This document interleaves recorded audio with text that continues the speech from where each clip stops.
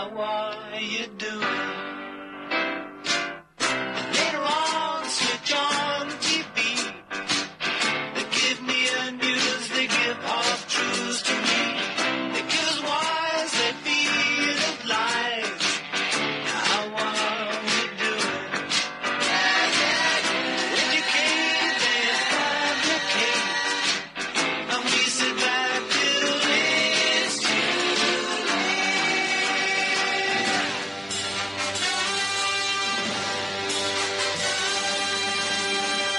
The Radio Avenger. Rick Adams is on.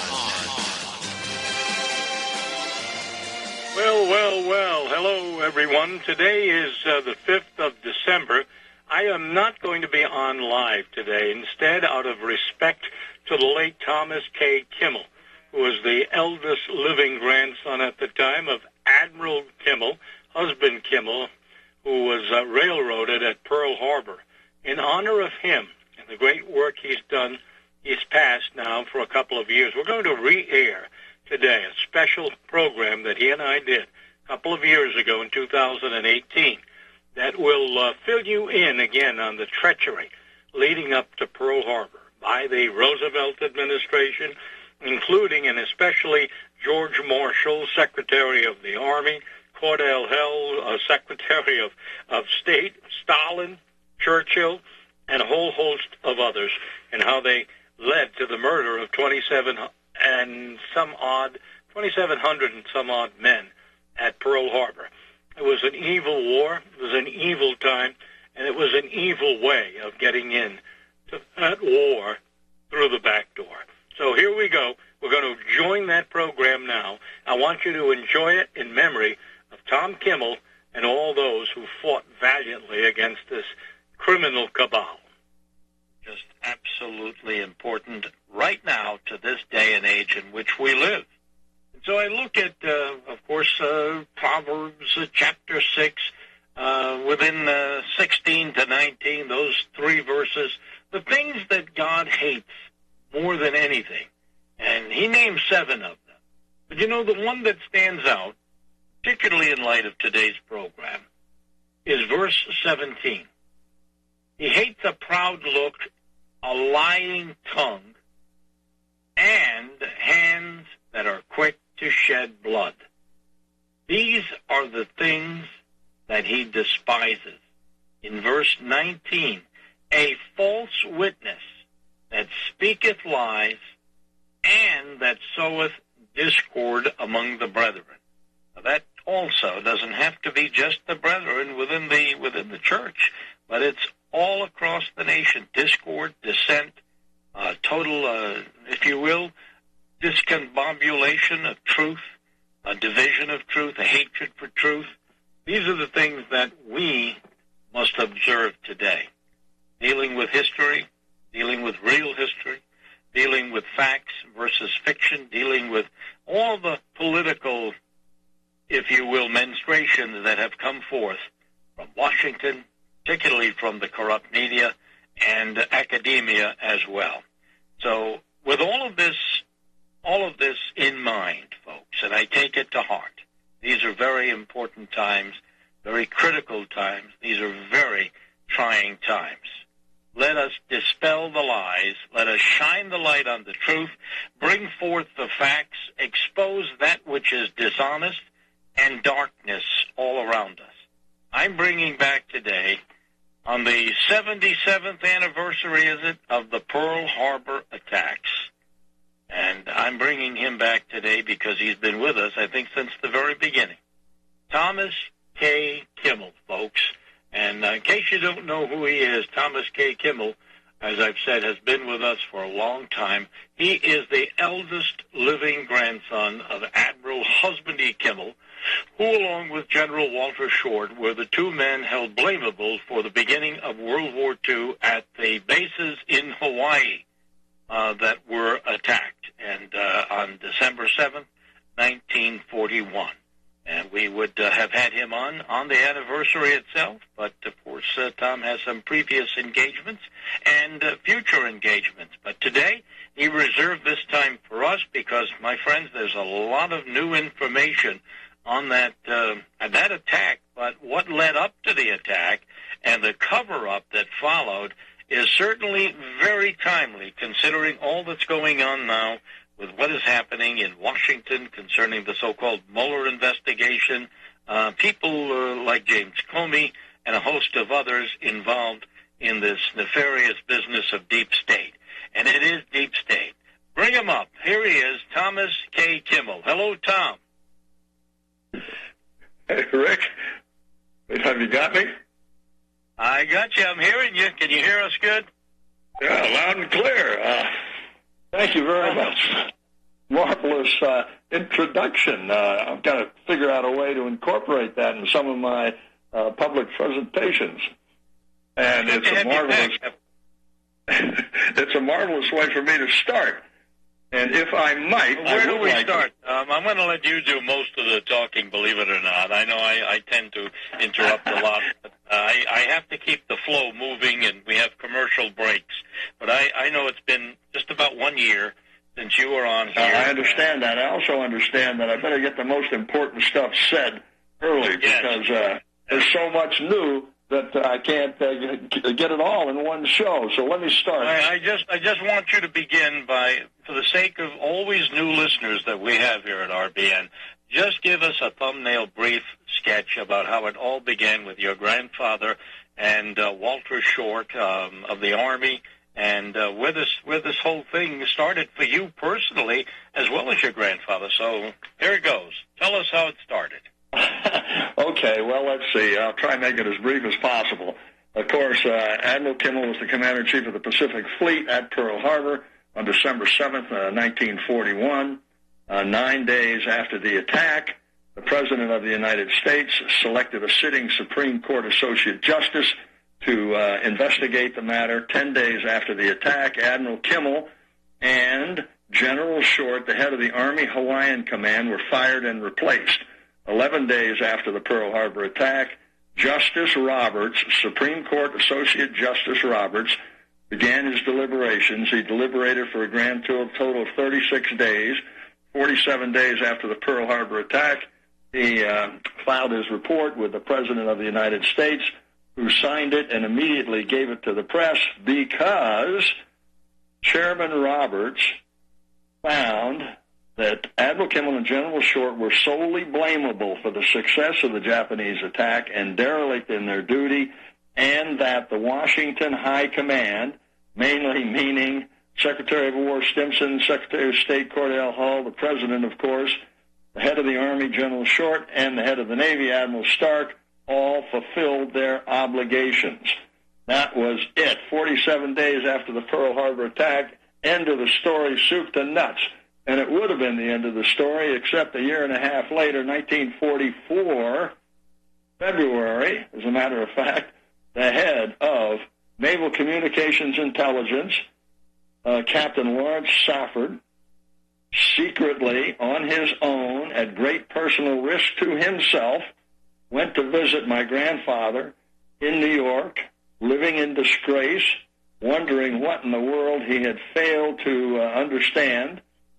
Captain Safford, unannounced, knocked on Admiral Kimmel's door and said he'd identified himself and said, Admiral Kimmel, did you have available to you in Hawaii the same information we had available to us prior to the Pearl Harbor attack in the Office of Naval Intelligence that gave us indications of the time, place, reason, and deceit plan to cover the Pearl Harbor attack from a secret program that we called MAGIC, which was the decoding of all Japanese coded material, a program we called MAGIC. Admiral Kimmel, did you have that material available to you prior to the Pearl Harbor attack as we had it available to us in the Office of Naval Intelligence?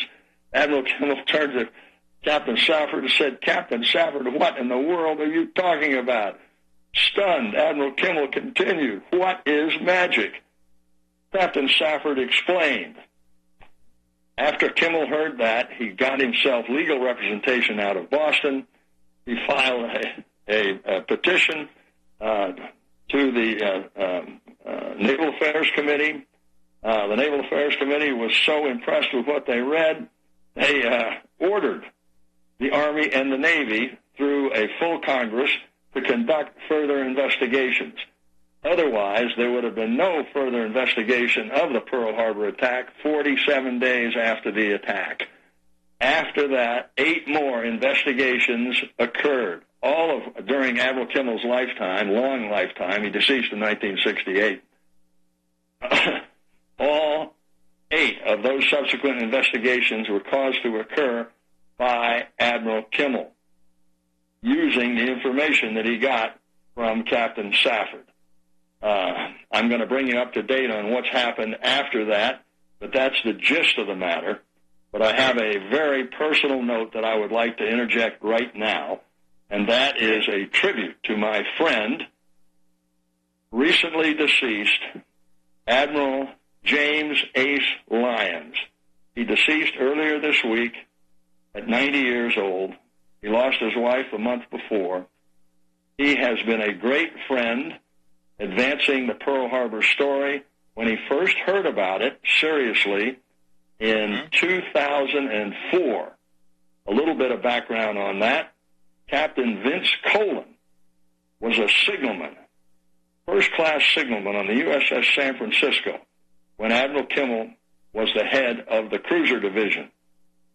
Admiral Kimmel got to know Vince Colin when he was an enlisted first-class signalman very well, because in those days, the command center was what they called flag plot. The commands were issued through signal flags. At any rate, Vince Colin carried the torch for Admiral Kimmel for some 60 years. Vince Colin later became a Mustang. He became an officer. He retired as a captain in the Navy. He won a Silver Star at Guadalcanal. At any rate, in 2004, he called me up and said, "Tommy, what we're doing is not working." This is the idea of advancing Kimmel on the retired list. "What we've got to do is picket the White House." Well, when I heard that, I couldn't have been more shocked if Captain Colin had asked me to storm the Bastille. But at any rate, I wasn't going to let this man, now 90 years old, go up there and picket the White House by himself. So I went with him back to Admiral Lyons. We had a kiosk on 15th Street in Washington, D.C., associated with our picketing exercise. Admiral Lyons just happened to walk into my life on 15th Street, 2004, because he saw the kiosk, and he saw that this was a matter about Admiral Kimmel, and he wanted to know what it was all about. I explained it to him. Admiral Lyons found out from me that in 1991, 36 four-star admirals had signed a petition, an endorsement, a resolution, a letter to President Bush 41, recommending that President Bush nominate Kimmel and Short to their highest-held temporary ranks in World War II. Admiral Lyons found out about that, and he said, "I want to be a signatory on that letter." Of course, I made him a signatory on that letter in 2004. So the 36 admirals' letter to President Bush in 1991 became the 37 admirals' letter to President Bush, amended in 2004. Admiral Lyons was a former commander-in-chief of the Pacific Fleet, and almost to the day he died, he was a stalwart patriot who ran a very interesting column in the Washington Times. He was remarkably active until he was 90 years old. At any rate, Admiral Lyons, I salute you. Thank you for your steadfast, unwavering, unflagging efforts in my grandfather's behalf. Thank you, sir. It's a very good tribute, and he's not the only one, as you have repeatedly said on these programs. There were quite a few who did, some cases, stick their neck out and put their reputation on the line, becoming politically incorrect, may I say, in defending your grandfather. But more than that, just defending the truth. And this is what I opened with, is defending the facts. It would have been one thing had your grandfather actually been guilty of dereliction of duty at the base in Hawaii. It would have been another thing had General Short done the same thing. But in fact, they were deliberately, intentionally denied the information that was uncovered by Operation Magic, as you said in opening. So these men were perfectly innocent, doing their job, and yet they were considered, well, the Benedict Arnolds, if you will, for the beginning of America's entry into World War II. So there were others who did come to his defense, and I think you can just imagine the number of them. We won't spend a lot of time on their names, but just wanted to make that known. Well, Rick, if it's appropriate right now, I would like to give my update on what I have been doing to advance the Admiral Kimmel matter. Yes, by all means. Again, this is an important thing to get across, and I like to do it so I don't run the risk of running out of time here. So here it is. In 1987, my dad and my uncle, both deceased now, petitioned the Board for Correction of Naval Records to remove injustice. What they were seeking was administrative action to remove injustice in their father's case, Admiral Kimmel. This was in 1987. The Board for Correction of Naval Records erroneously and inappropriately administratively closed my uncle and my dad's petition shortly thereafter without hearing the merits of the matter. And there it stood. In 1991, I found out that the Army Board for Correction of Military Records heard a petition from General Short's son, Colonel Short. The Army Board for Correction of Military Records actually heard the merits of the matter, and they recommended the relief requested, which was advancement of General Short on the retired list to his highest held temporary rank in World War II. That would be Lieutenant General. But the Army Board for Correction of Military Records recommendation was overturned by higher authority in the Army Department without an alternative finding of facts. Okay, that's 1991. 19 years later, 2010, the Air Force Board for Correction of Military Records hears the matter of General John Lavelle. I find out about this. John Lavelle was the head of the 7th Air Force, I believe it was, in Vietnam. He was accused of illegally shooting at surface-to-air missile sites in North Vietnam. There was a big to-do in the New York Times about this, and the Air Force decided the quickest way to solve this problem was to cashier General, 4-star General Lavelle. So he was cashiered out of the Air Force. His son found out later through the Watergate tapes that actually President Nixon himself had authorized General Lavelle to conduct these raids. So he filed a petition with the Air Force Board for Correction of Military Records. The Air Force Board for Correction of Military Records heard the matter, agreed, recommended the relief requested, which was advancement of John Lavelle posthumously on the retired list to 4 stars again. It went to the Secretary of the Air Force. He agreed. It went to the Secretary of Defense. He agreed. It went on to President Obama. He agreed. President Obama sent it to the Senate Armed Services Committee, and the Senate Armed Services Committee let the matter lapse. They didn't exactly deny it, but the effect was the same. They would not rule on the nomination. So now the whole matter had to go back to the White House, and there it has remained ever since. Okay, fast forward now to 2017. I put all of these 3 pieces together, and I realized that the Board for Correction of Naval Records 30 years before had committed obvious error by not hearing the merits of my dad and my uncle's petition. So I filed an updated petition in 2017. Of course, the Board for Correction of Naval Records realized that they indeed made an error by not listening to the merits 30 years before. and they agreed to hear the merits of my petition. In 2018 now. All right, pause there. We'll get to 2018 after this commercial break. We will return with you, Thomas K. Kimmel, in just a moment. Folks, listen up. It's too important not to. Rick Adams, Uncensored. We'll be right back.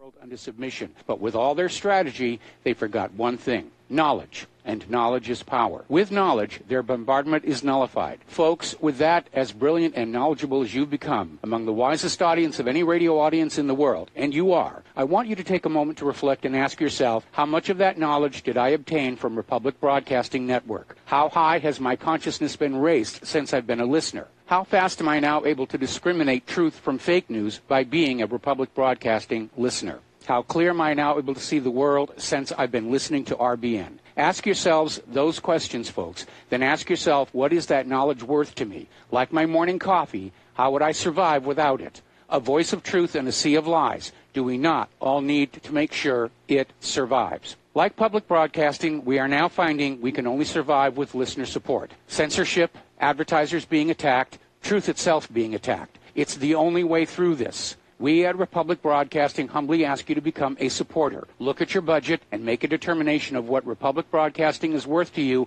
and what you can afford on a monthly basis. Go to republicbroadcasting.org and pledge $20, $30, $40, $50, if possible, $100 a month or more if it's affordable. Click the donate button and become a regular monthly donor. Assure both us and yourself that Republic Broadcasting truth will continue to flow like that morning coffee. The network thanks you. Here at Republic Broadcasting Network, we have been building our online store. Well, we have been focusing on bringing you the best talk show host in the country.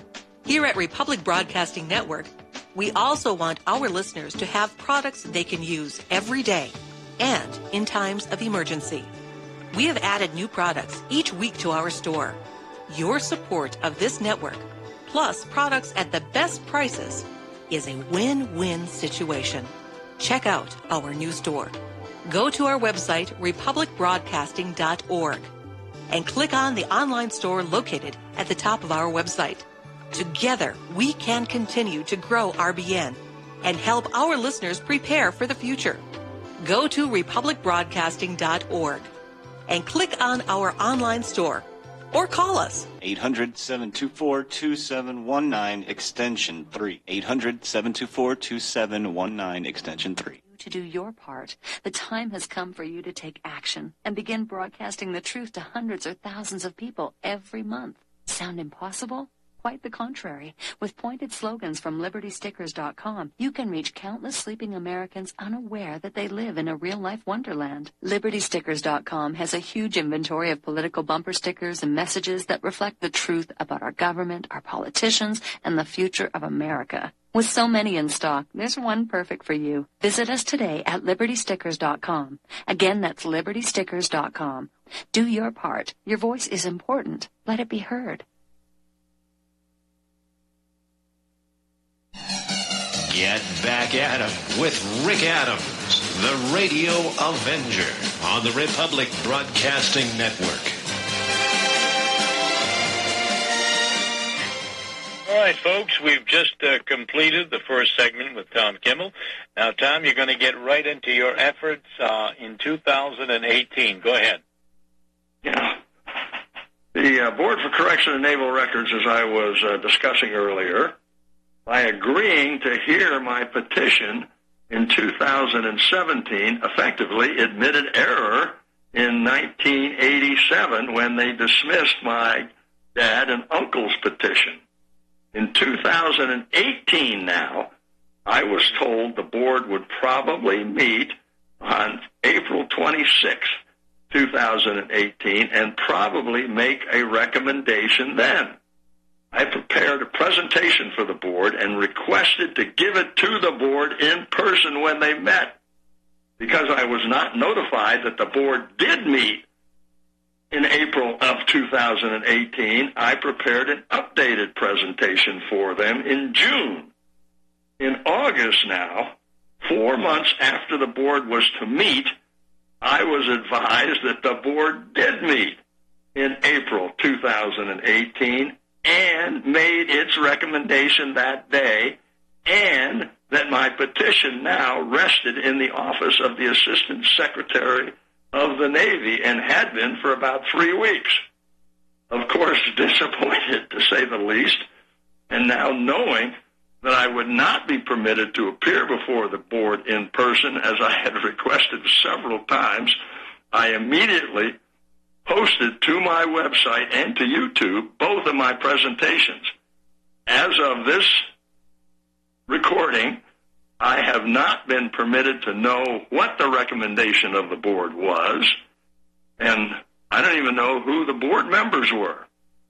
All this, of course, Rick, seems to me to be somewhat analogous to Admiral Kimmel's situation in 1944, when the Naval Court of Inquiry virtually exonerated him, but the Navy Department refused to release any part of the Naval Court of Inquiry's report.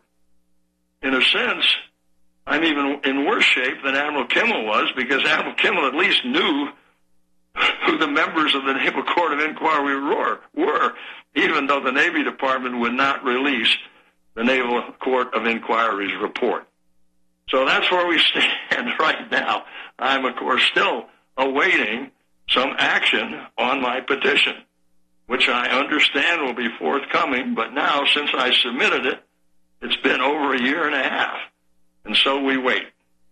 Why the seeming cloak of secrecy on who was on the board and all of the dates affiliated with it? Why weren't you notified as you should have been? I wish I knew. I do not know. I do not know. Yeah, well, I think it could have been handled a little bit better than that. And frankly, though, of course, all of this petition business is secondary to my goal, my family's goal, and most definitely Admiral Kimmel's goal. He didn't give a hoot about this administrative action to remove perceived injustice in his part. What he wanted to do was to expose the facts to the American public of the Pearl Harbor story. And that's what I really want to do, and I'm all set to proceed in that fashion. Well, I think it's important you do, because as I alluded to in the beginning of the introduction, now with the Trump administration coming in the last couple of years, never before has there been more focus, more attention given to the idea of deep state. And deep state is just another name for intel and another name for, well, if you want to call it maybe the sixth or seventh estate, following the media, which, of course, are part of the estate, which are, part of the corruption. And I don't want to go into a long detail on that, but just to whet the appetite of our listeners now, more than ever, Tom, I think people are more receptive to knowing just how scurrilous the administration was in 1941 and what took place leading up to Pearl Harbor and the communications that were secret communications, as you know, between Roosevelt, Churchill, and Stalin, of all things, in trying to get the American people conjured up for war through the back door. And that back door would have been Pearl Harbor. Those vile Japanese critters, we certainly can understand, Europe being antagonistic toward the United States. That's bad enough. But when the old slanty eyes start doing it, it's time to go to war. So Roosevelt and Stimson and Marshall and all of these characters then definitely were involved in a major conspiracy. And when we come back, I want you to begin the ball and tell us not only what they did, but the update. So, Tom, you sit still. We're going to come back, and we'll have a whole big span of time to talk. All right, folks, we'll be back with Tom Kimmel, Rick Adams, Uncensored.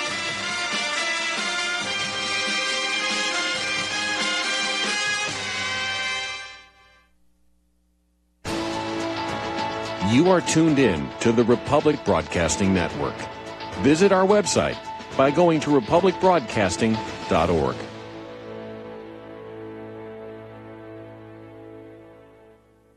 Corporate media dominates the American opinion. Finding independent voices that counter this avalanche is becoming increasingly difficult. With the endless corruption running rampant throughout our government, independent voices are needed more than ever to battle the offensive against our freedoms and liberties. As a listener of RBN, no one understands this concept better than you.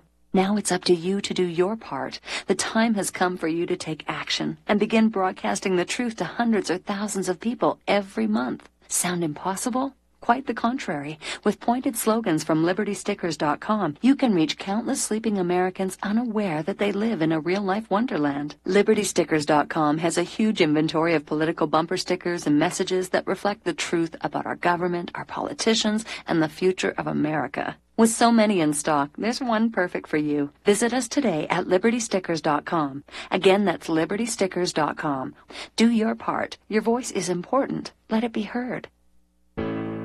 Extendivite has proven time and again it really works. Here's a testimonial from Amazon.com. I am only 40, but I have put my body through hell working in manufacturing for 20 years. I recently started to notice a buzzing feeling along with a stuttering sensation with my heart. I had a full cardio stress done, which I passed. I decided to try Extendivite after getting the jingle stuck in my head. Halfway through the bottle, I really did notice a difference. After getting home from work, I would just sit in a chair for a few hours feeling like crap, and this stuff reduced that feeling along with heart discomfort to almost nothing. Extendivite is only $69.95 for a 2-month supply. To order, call 1-877-928-8822 or visit heartdrop.com. That's HEARTDROP.com.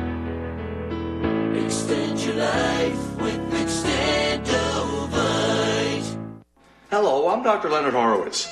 I was right 30 years ago in warning the world about threatening lab virus outbreaks, AIDS, and Ebola.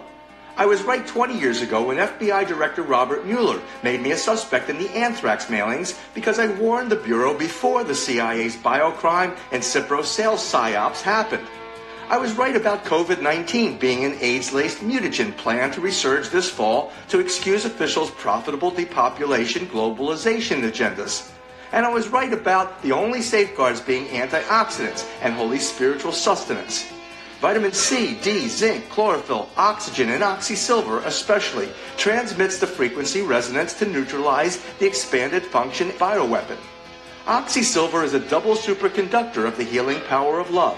It is the first nutraceutical invented to amplify prayer power and the faithful, loving intention of your heart. Buy, try, and stockpile Oxysilver through HealthyWorldStore.com. How dare you call yourselves patriots and heroes? If you say the government is in a conspiracy to take your freedom away, you are just plain wrong. There is no freedom.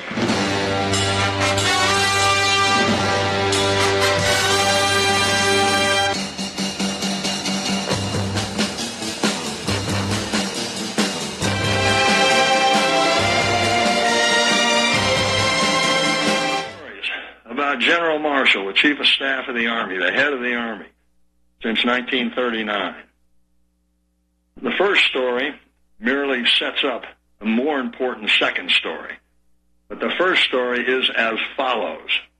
It comes from the Reader's Digest, January of 1944, written by Frederick Payton, who was one of 60 war correspondents that listened to General Marshall give a briefing in Algiers in 1944. He wrote it up in Reader's Digest, and it's a gem. Let me quote it. It starts, "A door opened. A hush fell. General Marshall walked in. He looked around the room, his eyes calm, his face impassive. To save time, he said, I'm going to ask each of you what questions you have in mind. His eyes turned to the first correspondent. What's your question? A penetrating query was put.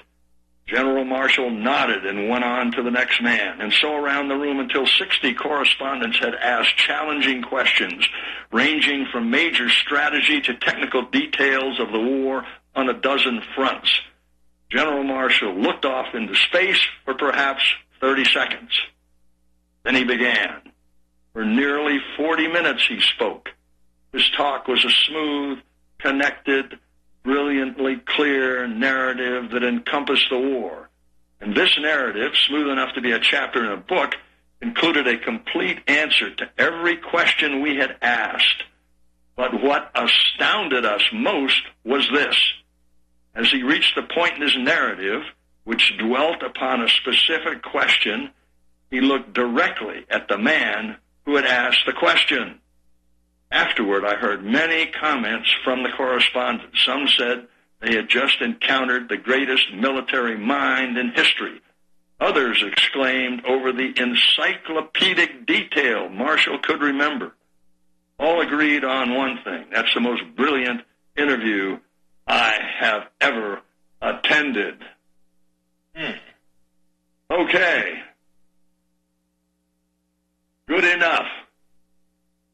Let's compare General Marshall's remarkable performance in 1942 with his performances testifying before the Army Pearl Harbor Board in 1944 and the Joint Congressional Committee in 1945. Mr. Keefe, Congressman Keefe of the Joint Congressional Committee, interrogating General Marshall at the Joint Congressional Committee.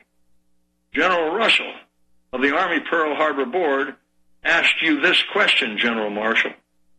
In this letter of February 7, 1941, General Marshall, the statement is made by you to General Short that the risk of sabotage and the risk involved in a surprise raid by air and by submarine constitute the real perils of the situation.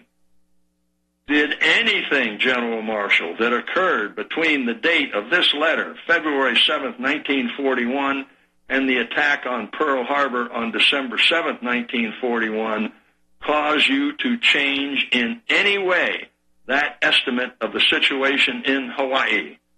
General Marshall responded in 1944 to General Russell in the Army Pearl Harbor Board, nothing occurred. General Marshall responded in 1946 the same way to Congressman Keefe. That is correct. Nothing occurred. That is still my view. Okay. What we have come to learn was that in 1950, Anson Baldwin, a famous historian, wrote what he called a profound catalog of error. 22 days before the Pearl Harbor attack, Anson Baldwin attributed to an extremely high-ranking individual in the Pentagon, but he didn't identify who the spokesman was. He quoted and paraphrased General Marshall. We were on the brink of war with Japan. If a Pacific War started, there would not be much need for our Navy. The U.S. bombers could do the trick virtually single-handed, or to paraphrase the spokesman's words, without the use of our shipping. Our own Pacific fleet would stay out of the range of Japanese air power in Hawaii. It went on. This information, the spokesman said, will be allowed to leak to the Japanese privately. If it got out publicly, Japan would be in a position to demand war immediately before we were better informed. Okay. Now, what we have found recently through the various libraries of Syracuse University, Johns Hopkins, and VMI, which was the alma mater for General Marshall, we have found this out. General Marshall secretly briefed 7 members of the press on November 15, 1941. The 7 members of the press were from Time, Newsweek, the New York Times, the New York Herald Tribune, United Press, Associated Press, and the International News Service. one of the correspondents, Robert Sherrod of Time magazine, contemporaneously that day wrote his report on what Marshall had said. But we didn't find out that Marshall was actually the spokesman until 1964. Marshall, according to Sherrod, Marshall is saying we have access to a leak in all the information they, the Japanese, are receiving concerning our military preparations, especially in the Philippines. In other words, we know what they know about us, and they don't know that we know it. His memorandum continued. The grand strategy does not include the use of much naval force. Marshall indicates that he believes the U.S. bombers can do the trick against Japan's naval strength and against Japanese cities without the use of our shipping. The danger period is the first 10 days of December, Marshall said. If we get by that, we'll be okay until February. By then, MacArthur will have plenty in the Philippines. Another correspondent attendee, Ernest Lindley, he wrote his remembrance of the briefing by Marshall. And he, paraphrasing Marshall, said, our aim is to blanket the whole Japanese area with air power. Our own fleet, meanwhile, will remain out of range of Japanese air power at Hawaii. Well, consider this. Sherrod identified his source as Marshall in 1964. Admiral Kimmel deceased in 1968. Yeah, I have Hanson Baldwin's book from Admiral Kimmel. It was Admiral Kimmel's book. But it's a pretty good bet that Admiral Kimmel never knew that Marshall was that spokesman that Hanson Baldwin was referring to. I found out recently that Hanson Baldwin wrote to General Marshall and asked General Marshall if he could attribute these comments to him, General Marshall. And Marshall came back and said, in effect, no. Marshall's role in the secret conference 22 days before the Pearl Harbor attack was never known to Admiral Kimmel.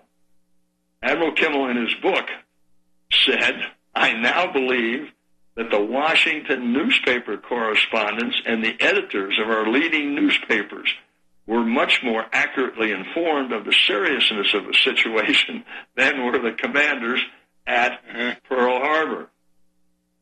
Kimmel continued in his book, 1954 book, Admiral Kimmel's story.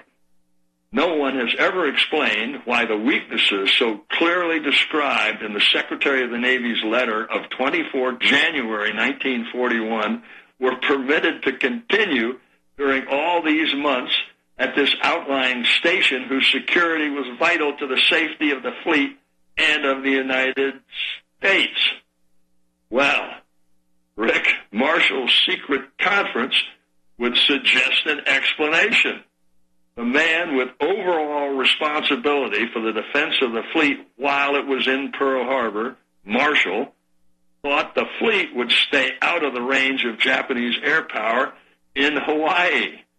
Yeah. Marshall, in May 1941, in a May 1941 aide memoir, stated that Hawaii would be defended by 35 of our most modern flying fortresses, the B-17s. But on December 7th, 1941, General Short had but 6. On May of 1941, Marshall stopped 14 B-17s of the most modern type, earmarked for Hawaii, and told Secretary of War Stimson that it would not affect the impregnability of Hawaii.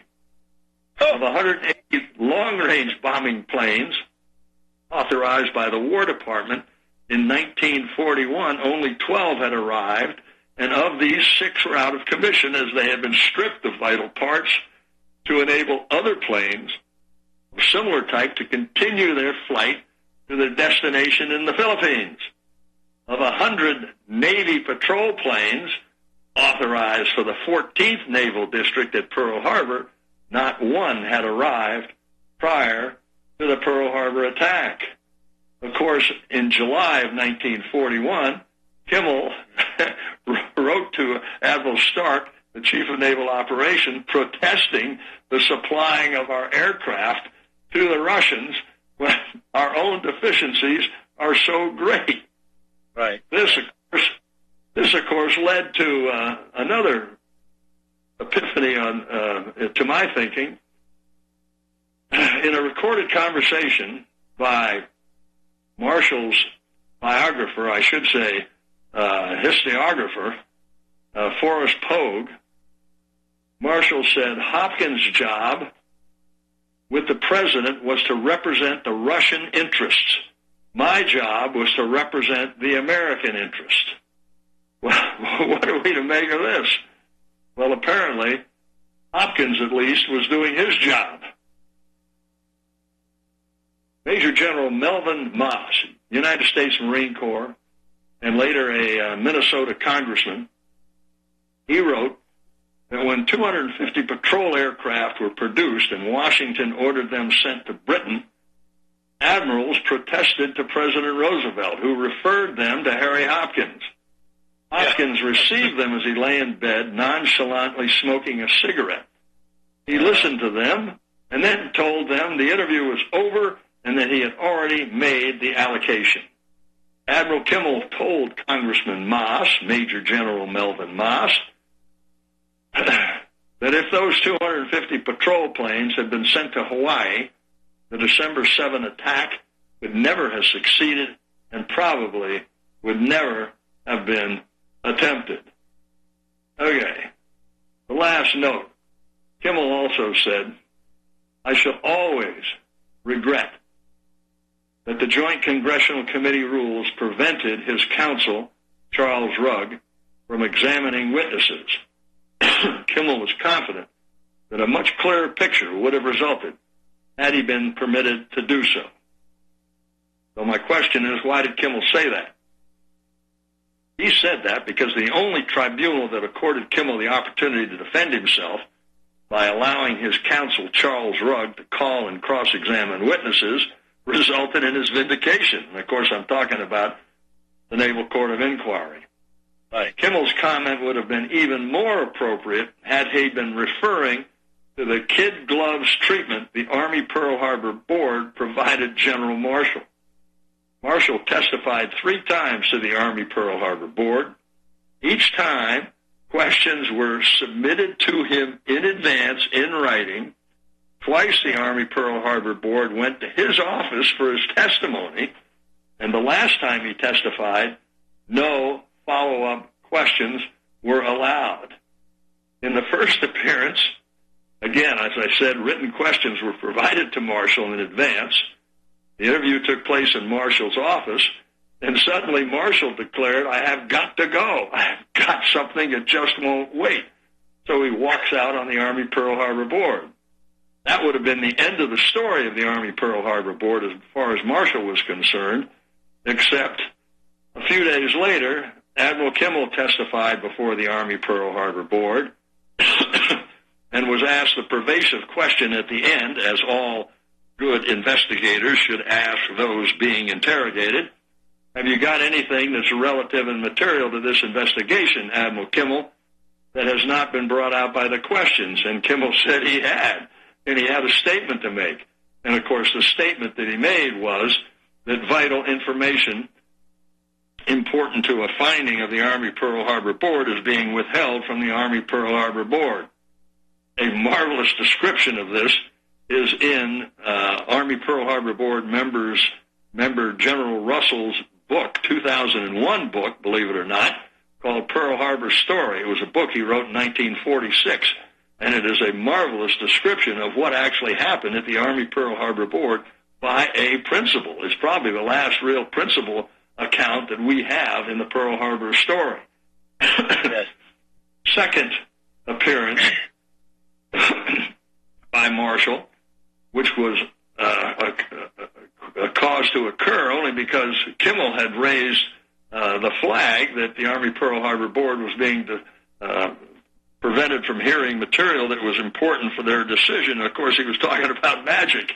The Army Pearl Harbor Board had been completely denied magic at the order of General Marshall, who did everything he could to keep magic out of the Army Pearl Harbor Board, just as Admiral Stark did everything he could to keep magic out of the Naval Court of Inquiry. I wonder why. Oh boy, I can't disparage their wonderful altruistic motives, though, can I? All right, we'll come back with Tom Kimmel, and we're going to continue this journey, folks, and very important because it relates to now.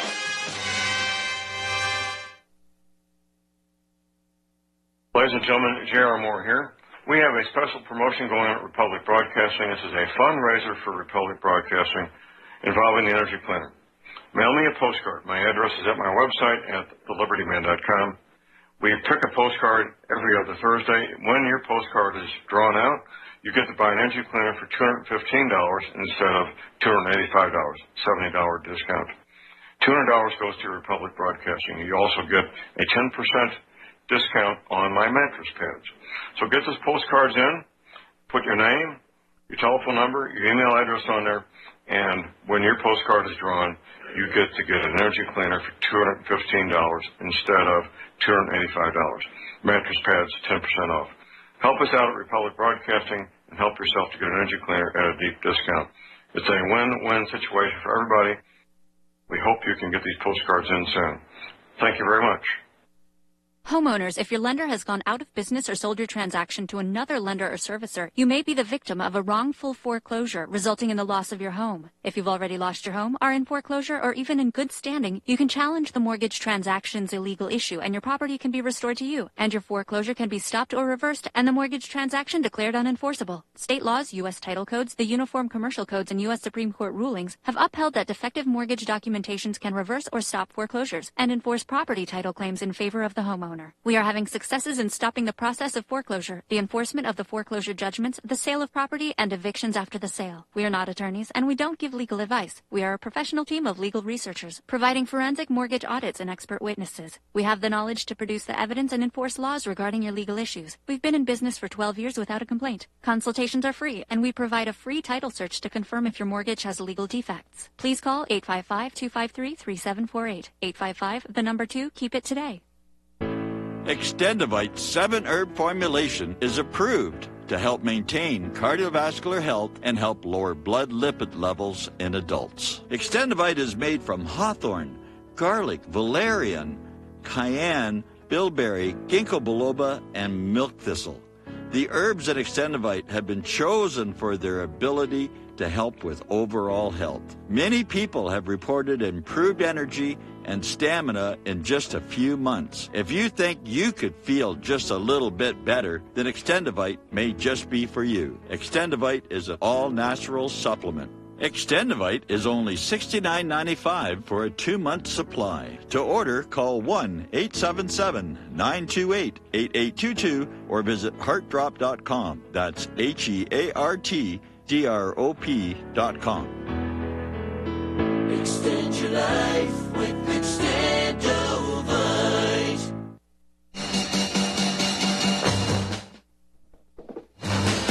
Like the Lone Ranger.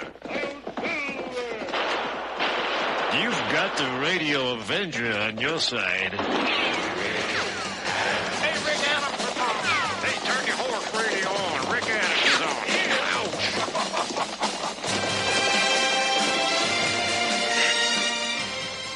We're back now, folks, and time's getting by. I just want to interject here. Thomas K. Kimmel, of course, a graduate of the U.S. Naval Academy, and he comes from a family, I guess, going back to the war between the states and beyond that, even in service in the military, as well as having been a former FBI agent himself, for those who haven't heard Tom before.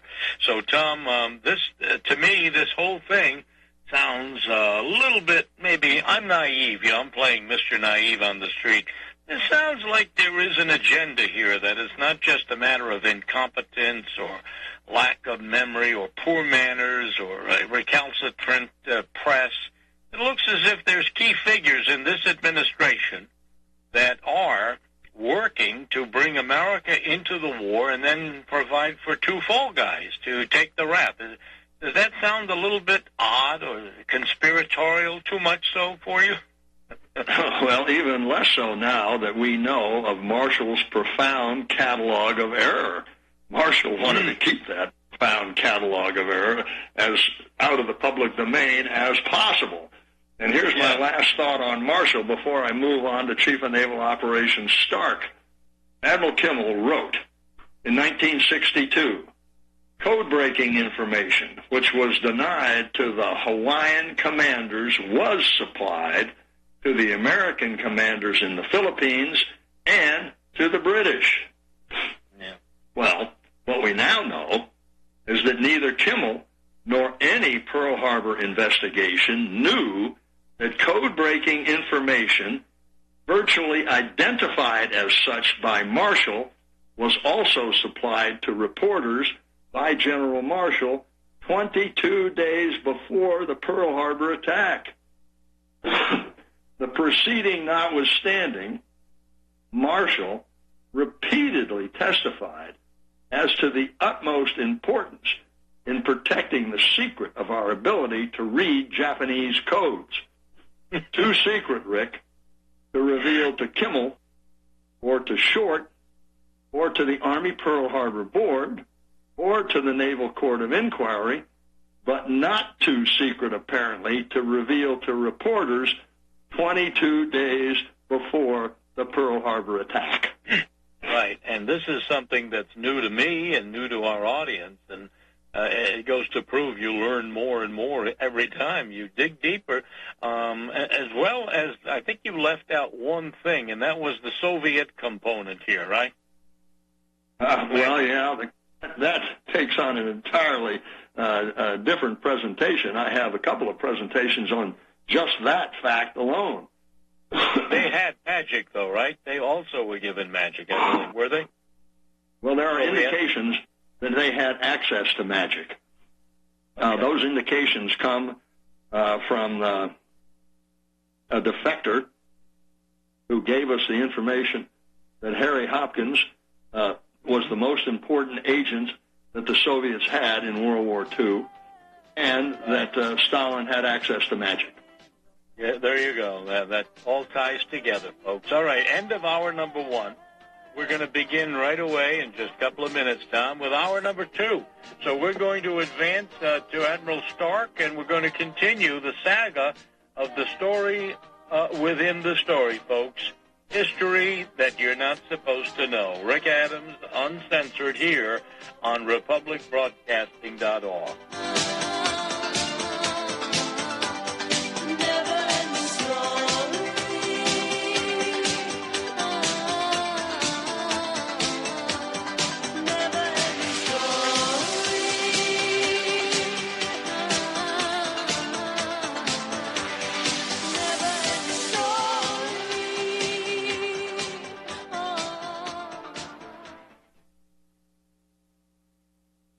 Extendivite 7-herb formulation is approved to help maintain cardiovascular health and help lower blood lipid levels in adults. Extendivite is made from hawthorn, garlic, valerian, cayenne, bilberry, ginkgo biloba, and milk thistle. The herbs in Extendivite have been chosen for their ability to help with overall health. Many people have reported improved energy and stamina in just a few months. If you think you could feel just a little bit better, then Extendivite may just be for you. Extendivite is an all-natural supplement. Extendivite is only $69.95 for a 2-month supply. To order, call 1-877-928-8822 or visit heartdrop.com. That's HEARTDROP.com. Extend your life with Extendivite. You're listening to the Republic Broadcasting Network. because you can handle the truth.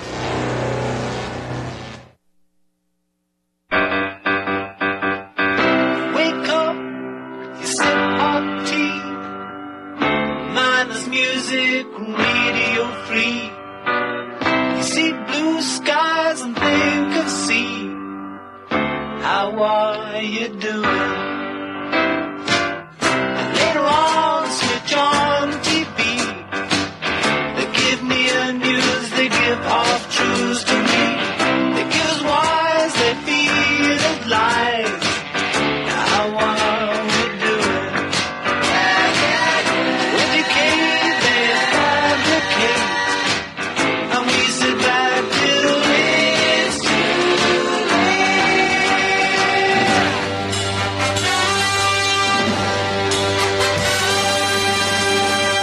The Radio Avenger. Rick Adams is on.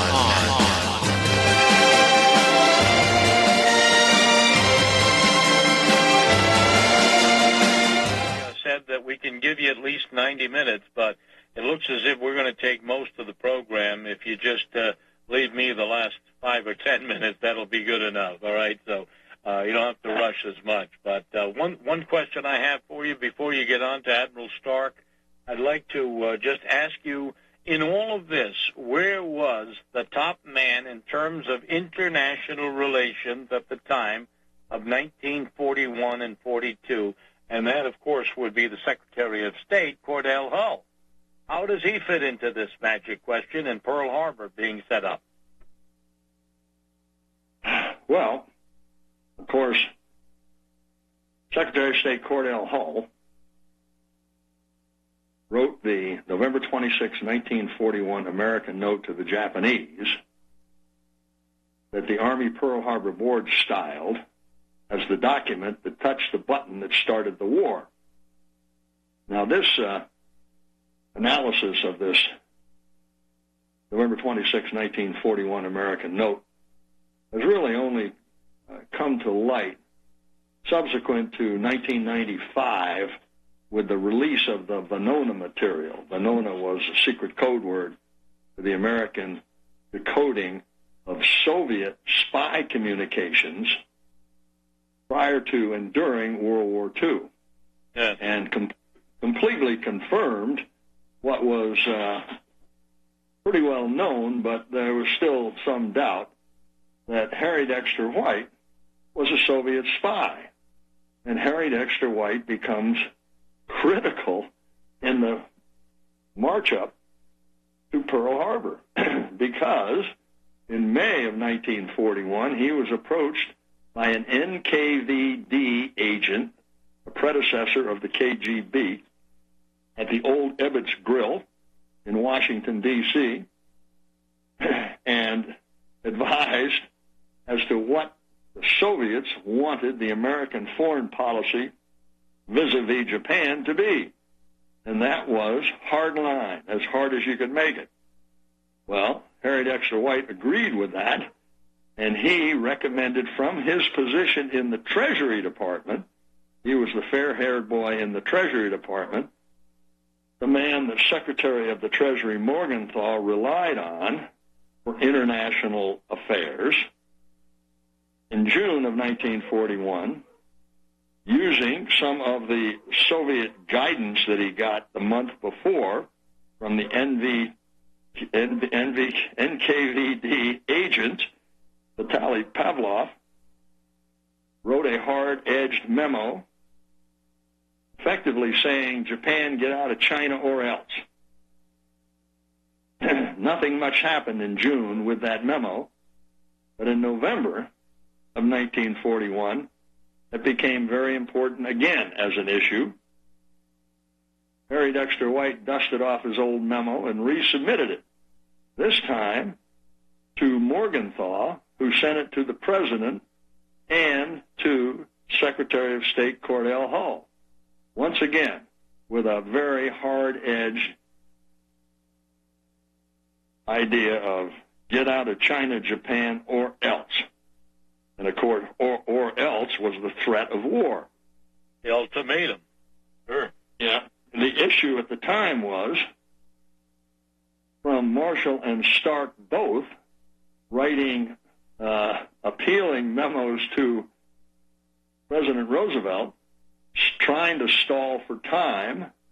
There were two memos written, one in November 5th, and again on November 27th, stalling for time. The November 5th memo was a joint recommendation by Marshall and Stark to President Roosevelt, no matter what else you do, don't submit an ultimatum to Japan. Interestingly enough, that memo was sent to Admiral Kimmel. What was not sent to Admiral Kimmel was the fact that President Roosevelt ignored this primary advice from Marshall and Stark and went ahead and submitted an ultimatum to Japan via this American note, which has been styled by many as an ultimatum.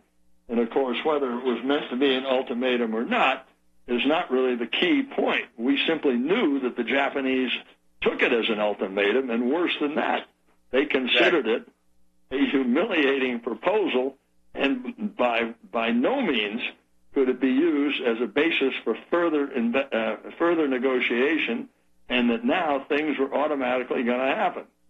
So, Hull, who was in favor of the modus vivendi, which was the 90-day cooling-off period, and obviously Marshall and Stark were too, because they knew perfectly well that the armed forces worldwide were in no shape to conduct a war against Japan at that time.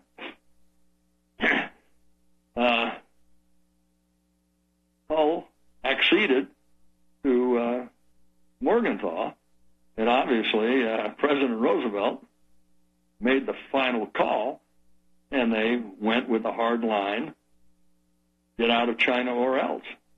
And the Japanese weren't about to live with that.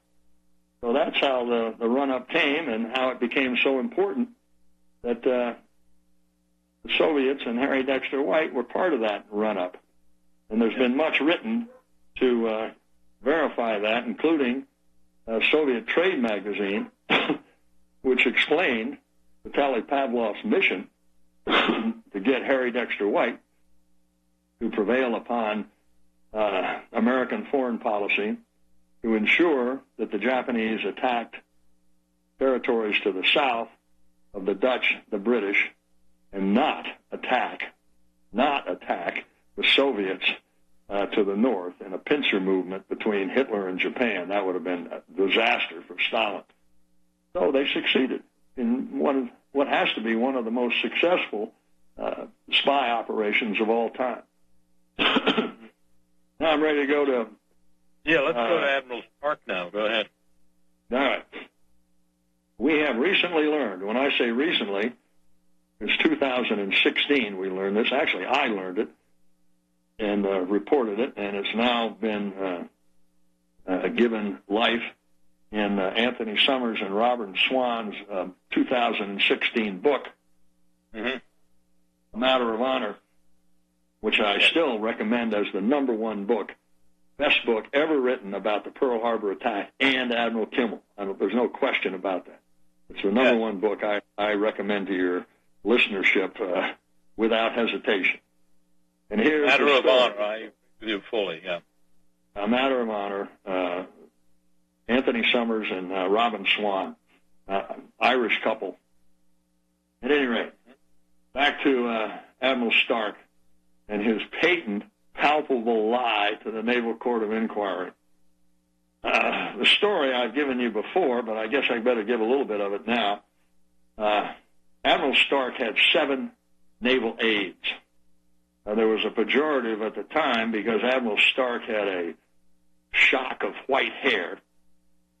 The pejorative was, this was Snow White and the 7 Dwarfs. That would be Admiral Stark and his 7 naval aides. I've gone over this rather often repeated story about how President Roosevelt, the night before Pearl Harbor, read a secret communication from the enemy, declared this means war, and investigators trying desperately to find out, would it be possible for the Commander-in-Chief, the President of the United States, to read a secret communication from the enemy declare this means war, and for him not to reach out to the head of his Army and the head of his Navy immediately to discuss that matter. For him not to do that after declaring this means war, after reading this communication from the enemy, would be patent dereliction of duty on his part. So investigators attempted to find out where was the head of the Army and where was the head of the Navy Saturday night when the President of the United States was reading this secret communication. In General Marshall's case, he couldn't remember it all. I'm going to leave General Marshall out of this for the present time because we're now talking Admiral Stark. They asked Admiral Stark under oath where he was Saturday night when his only boss was reading this secret communication declaring this means war, and he said he couldn't remember. They asked him that several times under oath, and he always said he couldn't remember. Well, one of those 7 naval aides, Captain Harold Crick, reminded Stark that the Admiral was with him and their wives Saturday night, December 6th, the night before the attack. They went to the National Theater in Washington, D.C. They saw a performance of The Student Prince. After the performance, they retired to Admiral Stark's quarters. When they walked in, the houseboy turned to Admiral Stark and said, "The President of the United States has called you and wanted you to call back." Admiral Stark excused himself, went to his library, came back a short time later, and said he was discussing the critical situation in the Pacific with the President of the United States. This was later confirmed by Harold Crick's wife many years later. Crick went to the Joint Congressional Committee, gave that testimony. Joint Congressional Committee had to reconvene. They had shut down before this. Crick gave his testimony. Stark got up on the stand again, was asked the question again, where were you Saturday night? And Stark said, Crick's attempt to jog my memory notwithstanding, I still don't remember where I was that evening. Okay. That prompted Congressman Gerhardt from California to ask Stark, Admiral Stark, could you have been with General Marshall? Because he can't remember where he was either Saturday night before the Pearl Harbor attack. Okay. It's pretty clear to me, with only the slightest reasonable doubt that these two men are not lying over that issue. Now we come to the palpable lie. Another aide of Admiral Stark, one of those 7 aides, was Admiral Smedberg, William Smedberg, at the time lieutenant commander, maybe lieutenant. At any rate, one of Smedberg's jobs was to record every phone call that Admiral Stark made from his office phone. And in 1981, Smedberg came forward with a reminiscence in which he described that in 1941, he recorded virtually every conversation the Admiral had on his telephone. The reason they did this is because President Roosevelt would bypass the Secretary of the Navy, call up Admiral Stark, and in rapid-fire succession tell Stark to do this, that, and the other thing, and Stark would say, yes, sir, yes, sir, yes, sir, and then they'd go back and review the recording to make sure that they did everything that the President had told them to do. Mm-hmm. Well, yeah. Of course, unfortunately, Smedberg later destroyed all of these recordings. He goes on to report that he did all this at the orchestration of Admiral Stark. It was Stark's idea, and Stark would from time to time tell him to destroy non-pertinent conversations. At any rate, with that background, I give you the Naval Court of Inquiry's interrogation of Admiral Stark in 1944. Question number 388 by the Naval Court of Inquiry to Admiral Stark. Admiral Stark was extensively interrogated by the Naval Court of Inquiry. The question to Admiral Stark, did you ever keep any record of your conversations with the President during the year 1941? Admiral Stark's immediate answer was, no, I did not. Tough to imagine a stronger case for perjury than that. Mm-hmm. There are 4 points to be made here. Admiral Hewitt, who conducted another Pearl Harbor investigation, asked Smedberg the pervasive question, have you anything further to add to this inquiry, Captain Smedberg? And Smedberg responded, no, sir. Of course, he was not going to reveal the fact, very pertinent fact, that he had recorded every conversation that Stark had on the telephone. Right. Second point to be made here is that Smedberg took a special oath to maintain the security of the information developed during the Hewitt investigation. Third point, Stark was asked by the Naval Court of Inquiry whether Smedberg acted in an advisory, administrative, or in what capacity. Stark replied Smedberg acted largely in the capacity of a regular flag lieutenant's duties. Of course, no mention of the fact that he had recorded every conversation that Stark had in 1941. Virtually every one is the way Smedberg put it in his reminiscence. And the final point to be made is that at the Naval Court of Inquiry, Admiral Stark introduced Smedberg as an additional counsel, thereby making it rather difficult for Smedberg to suddenly testify against Admiral Stark, which, of course, he did not do. Okay, there's more on Smedberg, and it's certainly worth a look.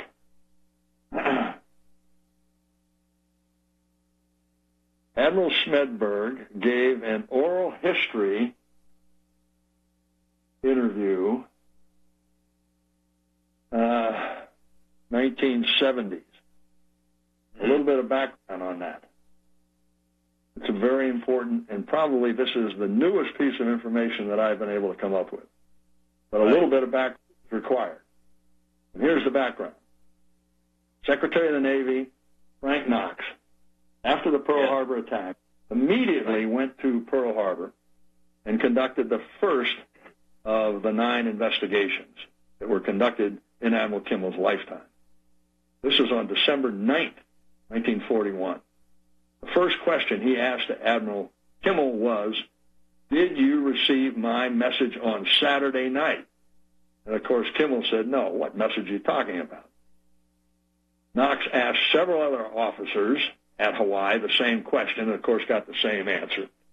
He asked General Short that question, and, of course, got the same answer.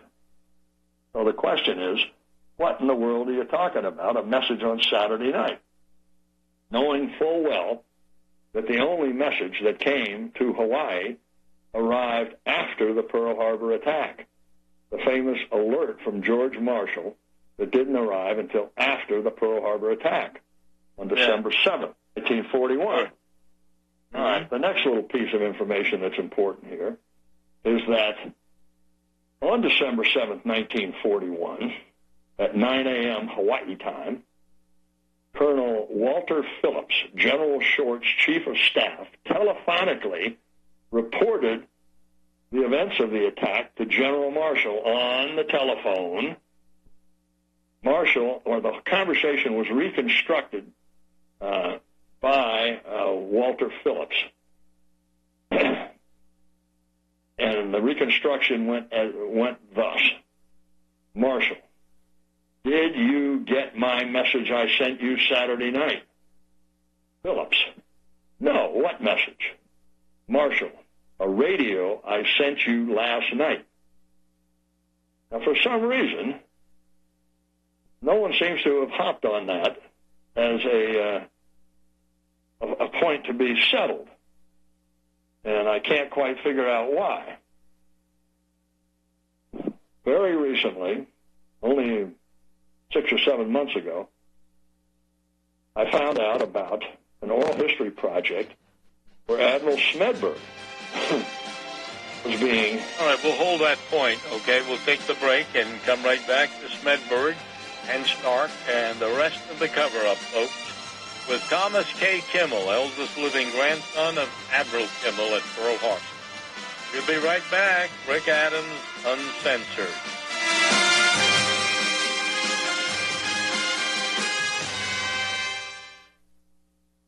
Folks, we're living in a world the likes of which we've never perceived any clearer than we do now. The plan for global governance has been in the works for generations and would have likely been achieved by now but for the fact that the globalists left open their Achilles heel. With all their tools, Federal Reserve System, fiat currency, no child left behind, and then Common Core education introduced to our schools to dumb us down, vaccines, pharmaceuticals to lobotomize us, GMO foods, insertion of compromised or bought and paid for politicians, judges, mainstream media propaganda, all pieced together like a puzzle designed to ultimately bring the world under submission. But with all their strategy, they forgot one thing: knowledge. And knowledge is power. With knowledge, their bombardment is nullified. Folks, with that, as brilliant and knowledgeable as you've become, among the wisest audience of any radio audience in the world, and you are, I want you to take a moment to reflect and ask yourself, how much of that knowledge did I obtain from Republic Broadcasting Network? How high has my consciousness been raised since I've been a listener? How fast am I now able to discriminate truth from fake news by being a Republic Broadcasting listener?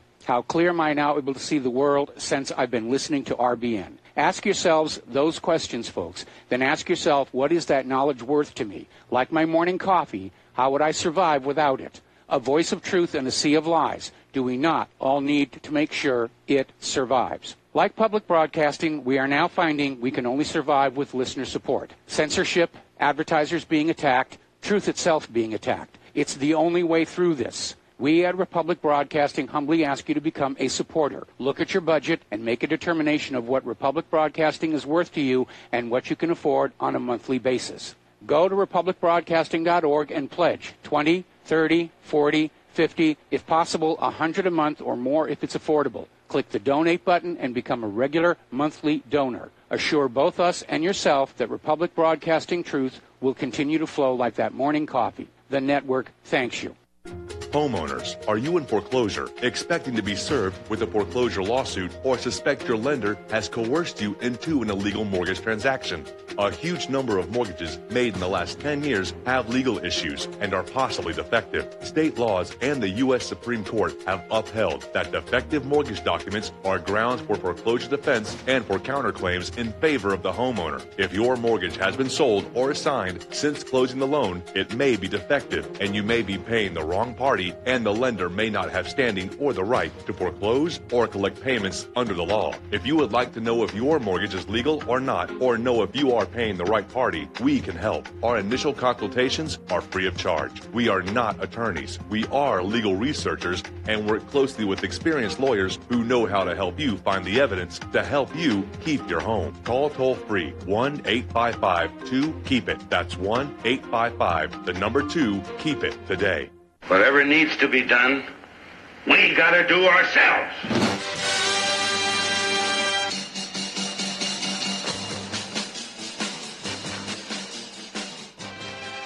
All right, folks, just a reminder that we have our new, on our YouTube channel, Rick Adams Uncensored, The Deadly Experiment, another new program on that you can obviously take advantage of and just log into YouTube and The Deadly Experiment with Rick Adams.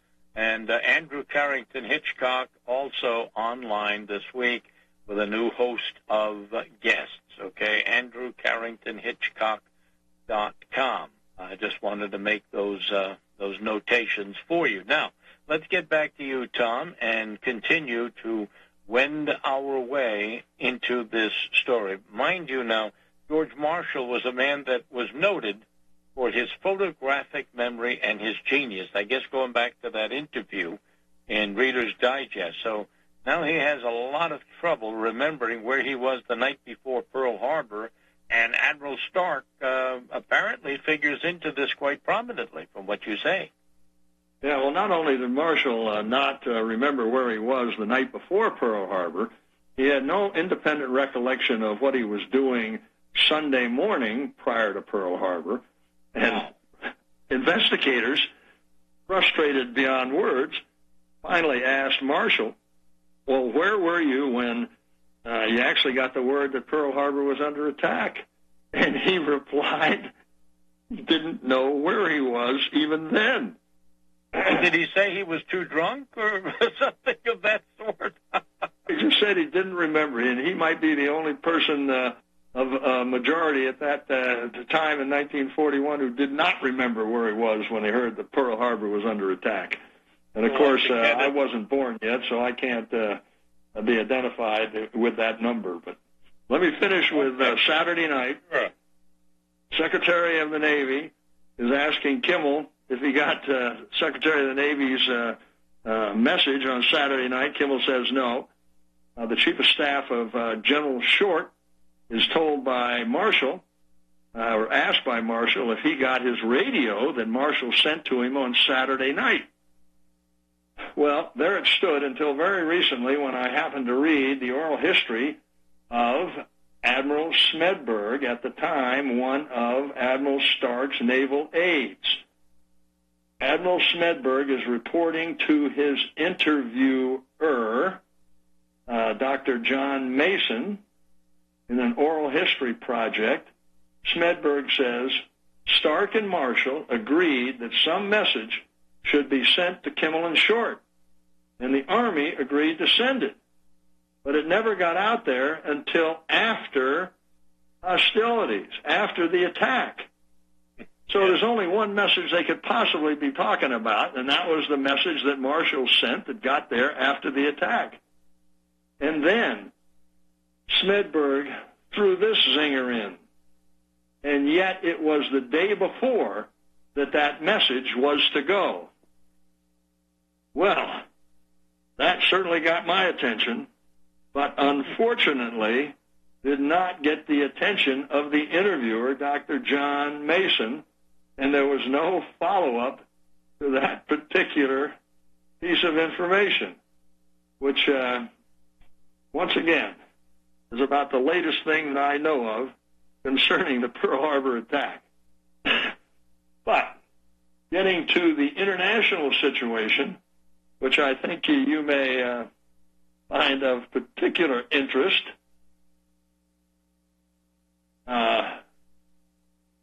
Churchill is entering the picture under the theory of backdoor to war.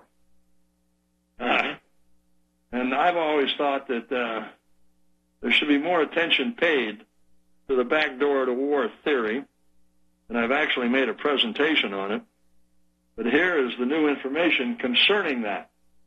And once again, this is information that was not available to Admiral Kimmel at the time. This is a purple magic. This particular piece of purple magic was withheld from the Joint Congressional Committee and was not available until 1978, when they published The Magic Background of Pearl Harbor, Volume 3, Appendix, at A400. It was a magic intercept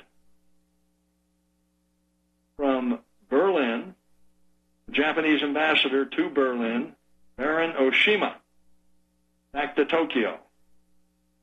August 14th, 1941. It reads, on the 9th, when I called on DEI to discuss some other matter, DEI said that he had been at the general headquarters until the previous day, and that when the question of the United States came up in the course of a conversation, Hitler had said that if a clash occurs by any chance between Japan and the United States, Germany will at once open war against the United States. In view of the fact that my meeting with Dai was not a prearranged one, I don't believe this conversation was premeditated. This was translated by the United States on August 15, 1941, but it was withheld from the Joint Congressional Committee. Obviously, Kimmel didn't know about it because it wasn't made public until 1978. Right. Interesting. Okay. You'll take that break. You can come back to that, Tom, and continue on the story. So, obviously, we get a bigger picture now of the, really of the journey of lies and deceptions, folks. Cover-up, incredible. Rick Adams, Uncensored. You are tuned in to the Republic Broadcasting Network. Visit our website by going to republicbroadcasting.org.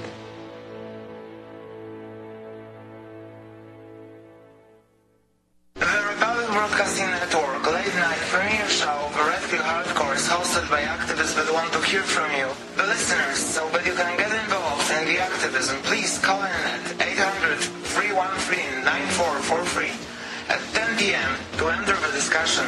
To book yourself as a guest, call our studio at 202-657-5715 or contact RBN staff. Remember, keep it real and take the red pill.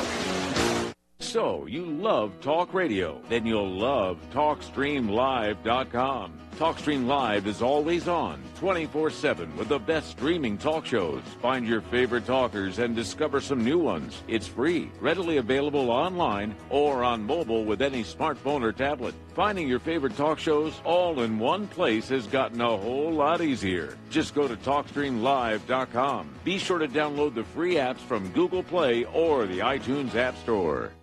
Is your property a financial burden and causing you grief? Have you tried to sell but can't find buyers? Or are you just too busy to sell your property? Don't worry. We have the right solution for you. We buy properties as is, with cash, close in 30 days, and pay all closing costs. Our service is ideal for property owners who are in pre-foreclosure, have high-end repair costs, experiencing financial hardship, going through costly divorces, are relocating, need cash for retirement, suffering family loss, or have tax liens.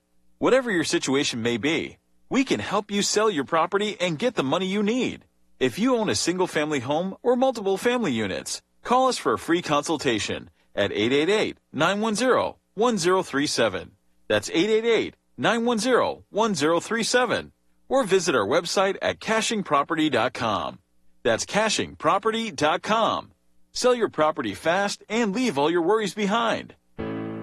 Extendivite has proven time and again it really works. Here's a testimonial from Amazon.com. I am only 40, but I have put my body through hell working in manufacturing for 20 years. I recently started to notice a buzzing feeling along with a stuttering sensation with my heart. I had a full cardio stress done, which I passed. I decided to try Extendivite after getting the jingle stuck in my head. Halfway through the bottle, I really did notice a difference. After getting home from work, I would just sit in a chair for a few hours feeling like crap, and this stuff reduced that feeling along with heart discomfort to almost nothing. Extendivite is only $69.95 for a 2-month supply. To order, call 1-877-928-8822 or visit heartdrop.com. That's HEARTDROP.com. Extend your life with Extendivite.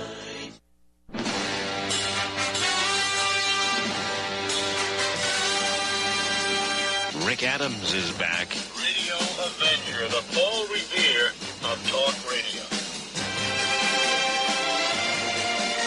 All right, we're back now. We're going to give the floor to Tom again. Tom, please continue. We're talking about the revisiting the backdoor to war scenario.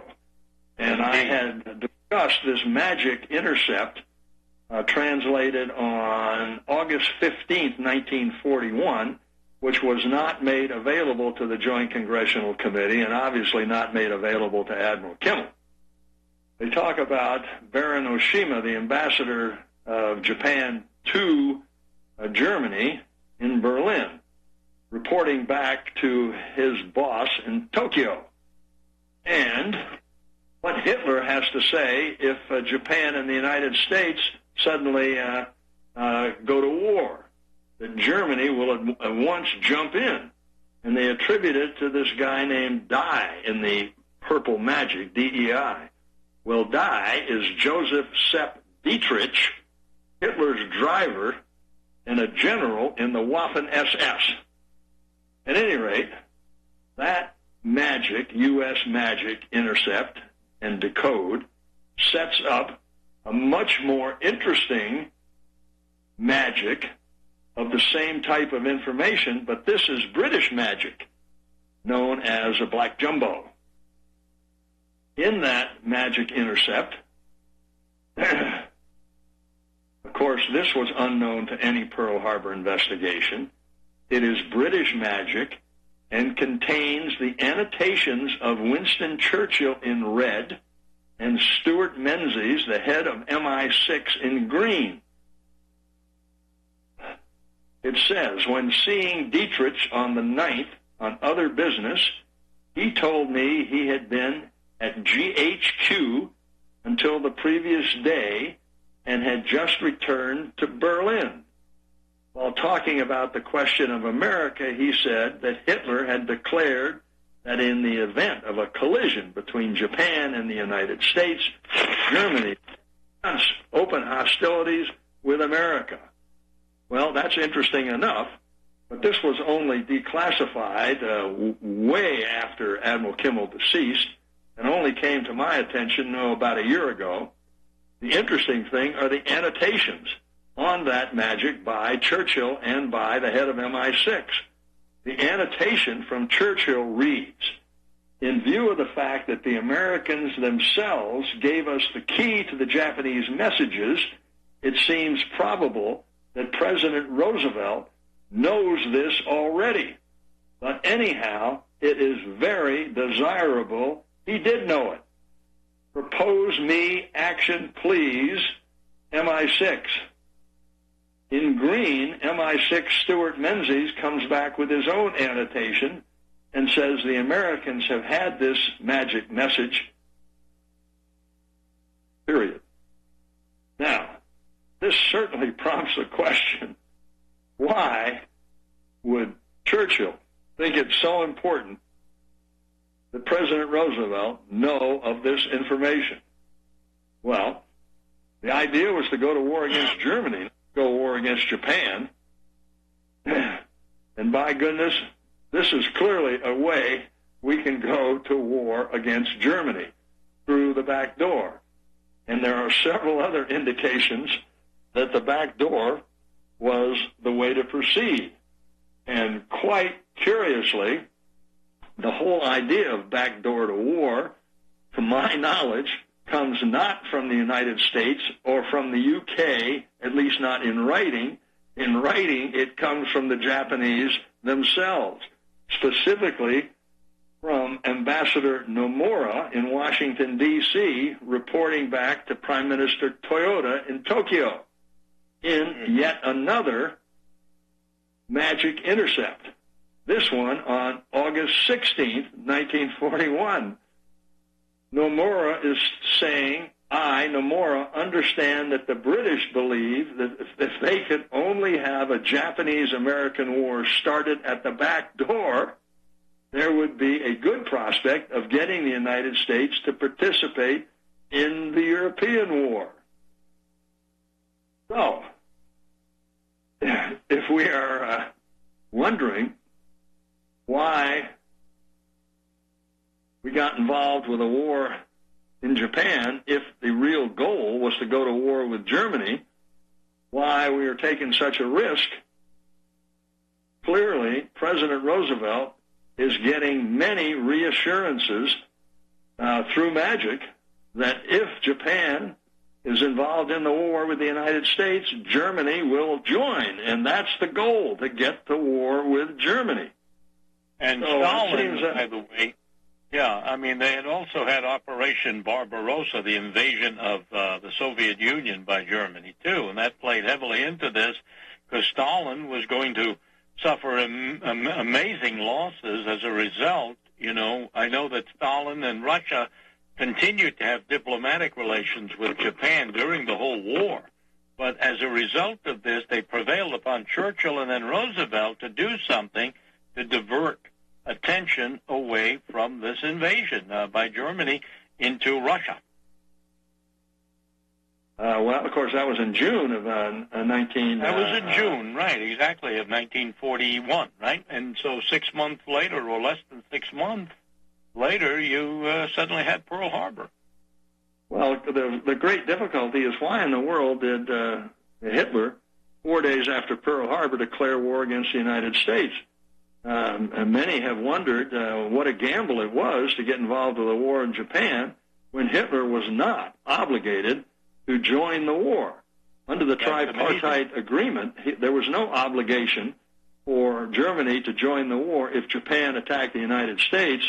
Only if the United States attacked Japan was Germany obligated. So why did we proceed with such a hard line against Japan? Well, mainly, or at least a few reasons, is because we had great intelligence, great reliable intelligence, that if we did get into this war with Japan, Germany was going to follow. And the goal was to get into the war against Germany. All right, that seems pretty clear. I don't know how it could be too much clearer.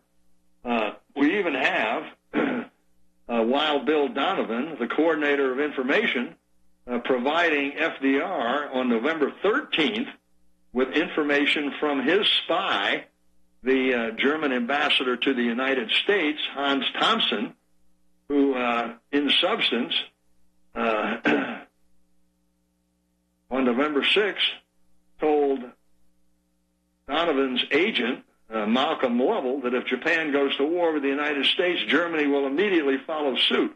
So not only is Roosevelt getting this information from Magic, he's getting it from their spy in Washington, D.C., none other than the German ambassador to the United States, Hans Thompson.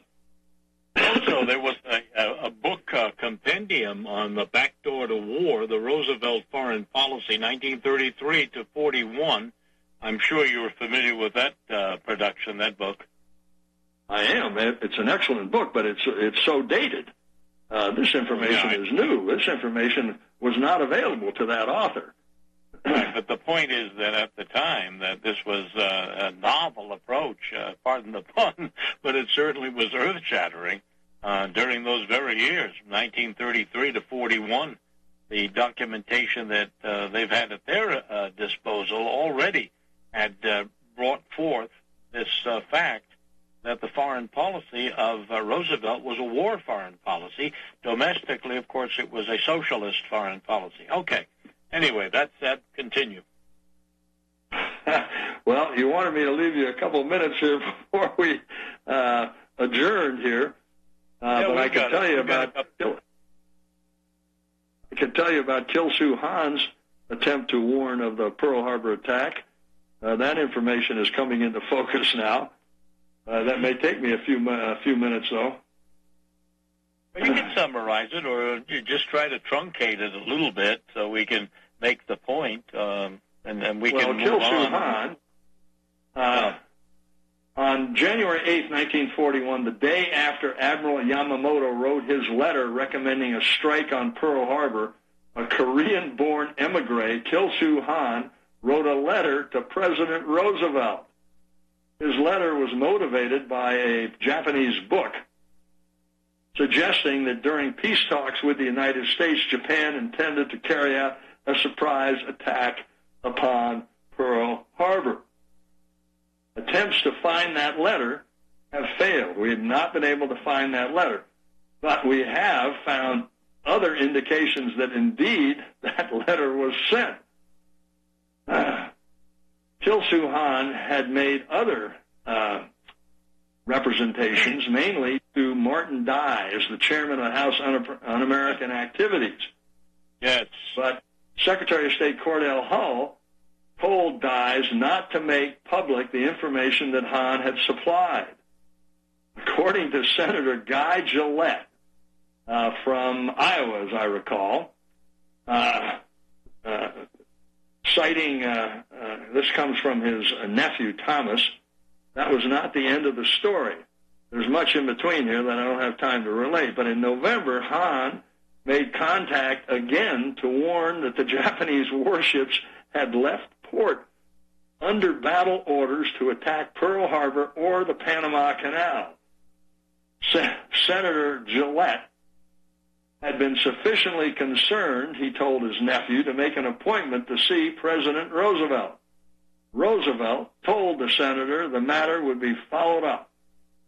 And that's the end of it. Kilsue Han's papers are housed at Stanford University, and there is an excellent, thorough description of this Kilsue Han matter in, you guessed it, A Matter of Honor by Anthony Summers and Robert Swan. Indeed, there's a chapter devoted to it. I highly recommend your listeners take a look at that chapter. By the way, you mentioned Martin Dies earlier, and I had read of him years ago, but if my memory serves correctly, he also had been targeted by the IRS under Roosevelt for some sort of tax evasion because he was becoming very effective in investigating the infiltration by the communists in the 1940s and 50s under Roosevelt, Truman, and Eisenhower's administration. If I'm correct, he had been targeted by the Roosevelt administration early on, the 1940s. Yeah, imagine what he could have done if he'd had the information available in Venona. But, of course, that was not available. Well, yeah, imagine going back then if we had the kind of, Internet service, the digital media that we have today. Going back then, how these things could have been exploded and avoided and exposed for the world to see, the conniving and the treasonous activity behind the scenes between Churchill, Roosevelt, Stalin, and so on and so forth, how they were maneuvering to set up, your grandfather and, of course, General Short at Pearl Harbor to take the rap, even though they knew darn right well they were intent on starting that involvement in World War II. If we had that then, there wouldn't have been all of this. But then again, that's I guess that's water under the bridge. Pardon the pun. I also want you to give our listeners the opportunity to contact your site, to go to your website on 9/11 Pearl Harbor attack before we leave the program today. So why don't you give that out now? Okay, well, my website is pretty easy to find. It's www.pearlharbor911attacks.com. And if you forget all that, just Google my name, and it'll get you there. Right. Okay. Now continue to sum up here what you were saying. All right. Well, let me sum up with this. This is the way I sum up now with my presentations, because it comes from no one less than the current Director of Naval History, Admiral Sam Cox.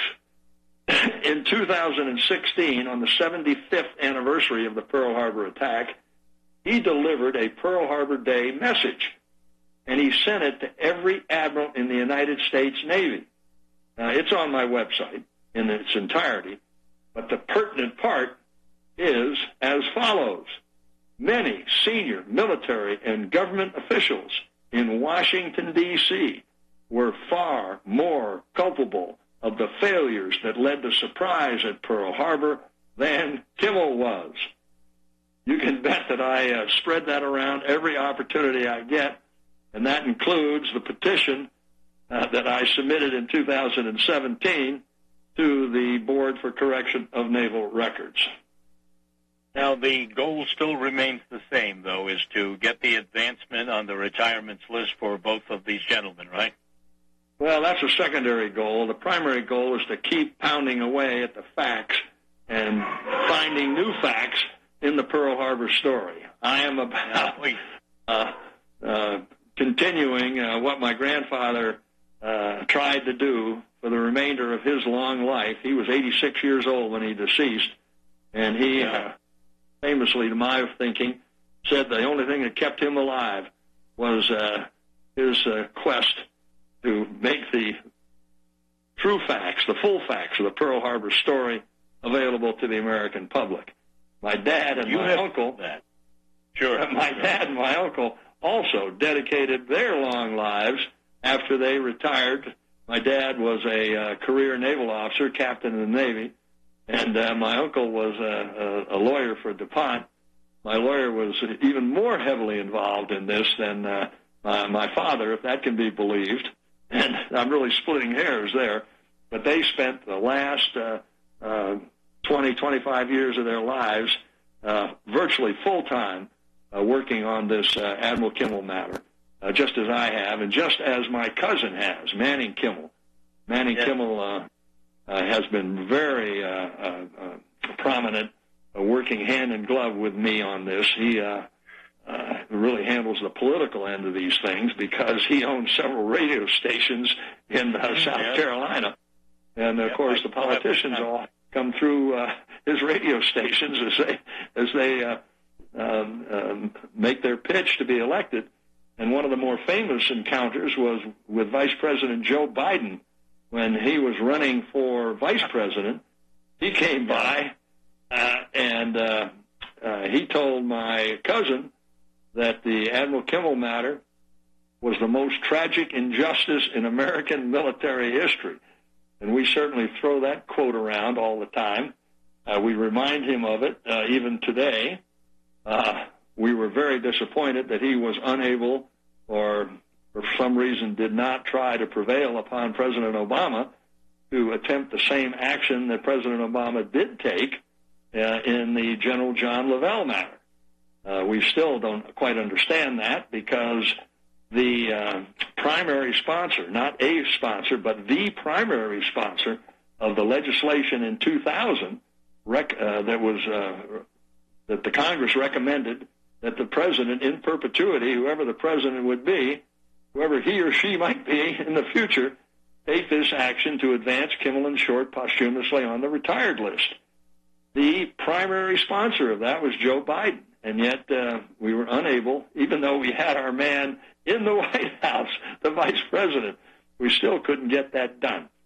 He says when he becomes president, he will oblige you that. How's that? I don't know. He hasn't said that. But, I mean, why not? The Congress has made the recommendation already. So it's not a matter of convincing. Right. But here's how you can really help. The Senate Armed Services Committee, if President Trump ever does take this action and nominate Kimmel and Short, it has to be approved by the Senate Armed Services Committee. And guess who's the ranking member of the Senate Armed Services Committee? Unfortunately, none other than Rhode Island's Jack Reed. I know it too well. He is ranking member right now. I have no idea. Reed is a typical politician. He's certainly a flag waver and his finger up to the wind. On something like this, he may be prone to support it, as long as it doesn't cost him too much political capital. So that's something that I would address to him. I have in the past, but have not heard back. I will pursue it, and you will pursue it on this committee should this matter come up. I hope your listeners pursue it. Yeah, all of them. Yeah, the Senate, again, the Armed Services Committee is the ranking member, and that's important. That I think it's important, not just because it's Pearl Harbor or it's your family. Obviously, it's important because all the way through this Pearl Harbor saga is this military, industrial, media, political complex that has no check. It has absolutely no oversight.